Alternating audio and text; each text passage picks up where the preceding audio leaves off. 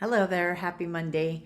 I'm Dr. Shiroko Sokitch, owner of the Heart to Heart Medical Center and the author of the book, Healing When It Seems Impossible, 7 Keys to Defy the Odds. And today I want to talk about pain. I have been working with pain most of my career because I do acupuncture and functional medicine, and I have dealt with literally thousands of people who struggle with pain. Now, there are levels of pain, of course, and what I want to talk about today is the sort of chronic pain. Um, I also work with what I call the triangle of wellness. So, in my theory is that whenever you have a condition, a health condition, that there's sort of an element of 3 components: hormones, nervous system, and immune system that play a role in your sense of being well and your ability to maintain balance. And if you have your hormones, your nervous system, and your immune system in balance, then your body has the tools that it needs in order to heal. When you have chronic pain, what's happening is that pain sends a signal, of course, to your nervous system, but also when you have pain, especially acute pain, your hormones get released into your bloodstream. When that goes on and on and on for a long period of time, then the hormones start to wear out. There's research that shows that chronic pain affects certain hormones, especially cortisol. Cortisol is your stress hormone. Pregnenolone is the first hormone that's produced by the adrenal glands and helps make all the other hormones. And DHEA, which is another hormone that is produced by the adrenal glands that helps your body deal with stress and helps your body deal with pain. So pregnenolone, DHEA, and cortisol. But other hormones are also affected when you have chronic pain or chronic stress in your body. When your body is going through severe stress of any sort, it sets off a cascade of reactions that we need to support it through so that it can maintain its level of function. So when it's in what we call acute, so something new that's happening, your body just kind of goes into response to have, like if you have acute pain, like let's say you sprain your ankle or you fall and hit your nose or something like that, you're going to have pain right then. All your hormones kick into gear and they send out signals of emergency. So your body has a built-in emergency room and it sends out signals when it needs help. So all those hormones get kicked into gear to produce support and inflammation when you need it for an injury or something like that. When it becomes chronic, then your body keeps producing those hormones over and over and over again, trying to help you deal with the pain or with whatever symptom you have. If it's a chronic pain, then over time, your ability to produce those hormones becomes depleted. I always think about it as a little like a bucket. You have a certain bucket of energy available to you, and hormones are kind of your bucket of energy. So let's say your bucket is this big, and then you have an injury, and then that injury becomes chronic, and you're dealing with pain every single day. It begins to create a pathway in your nervous system of chronic inflammation. And then that also affects your hormones. And so then your hormones are affected. So in the 1950s, they used to use pregnenolone, which is the first hormone produced by your adrenal glands, for pain management and for inflammation. That was before they developed prednisone. And then when prednisone was developed, they stopped giving pregnenolone and switched to prednisone. There's a big difference between pregnenolone and prednisone. Pregnenolone is the first hormone that your adrenal glands produce, and it helps with a cascade of all sorts of other hormones.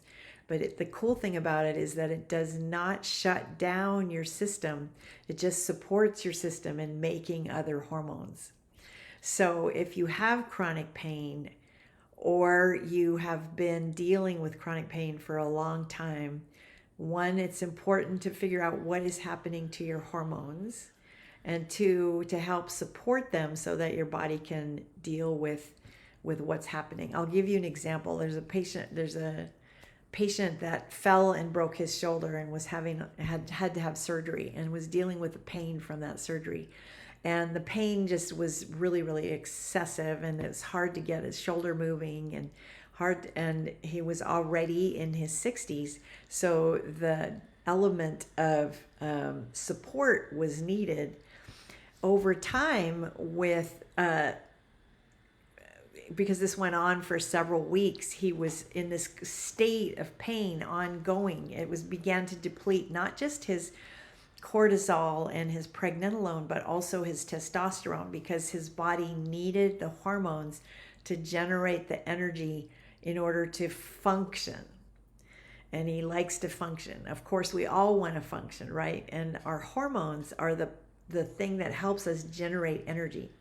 So cortisol became depleted, testosterone became depleted, pregnenolone and DHEA, all of those hormones after weeks of pain began to be depleted.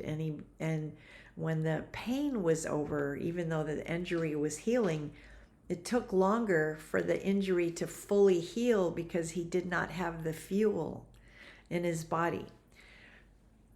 I always say that I don't believe in aging, because aging is something that has almost like it has something obviously to do with our symptoms. But the thing about aging that's important is that as we get older, we have less access to these hormones. And so if these hormones are already depleted because of years of use and stress and things like that, and then we have an injury or something that causes a trauma in our body, then those hormones get depleted immediately or are more likely to be really, really low. And I believe that is what makes it harder to recover from an injury or from something that's been going on it's just like having chronic stress. I have other patients who went through the fire in 2017 and have had ongoing stresses since the fire. And because of those ongoing stresses, they're not recovering from the emotional stresses, but their body also starts to deplete hormones because the stresses are ongoing. Rebuilding your house, getting a new car, having to deal with the financial stresses of insurance and things like that. And that's even more intense now because people's insurance doesn't cover their homes anymore. So those kinds of things also eventually deplete your hormones. Now, I specialize in helping people get their hormones balanced. In helping with this triangle of wellness, which is, again, hormones, nervous system, and immune system. So when these three things are in balance, your body is able to do what it needs to do and to get well. If you have an acute stress or an injury, you need support, especially if you're heading up into your middle ages, your upper middle ages, because those things are affected by those stresses.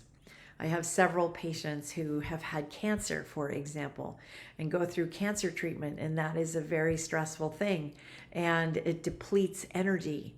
So when your energy is depleted, and think about energy as like, if on a physical level, energy is hormones, energy is strength, energy is what you use to get through your day.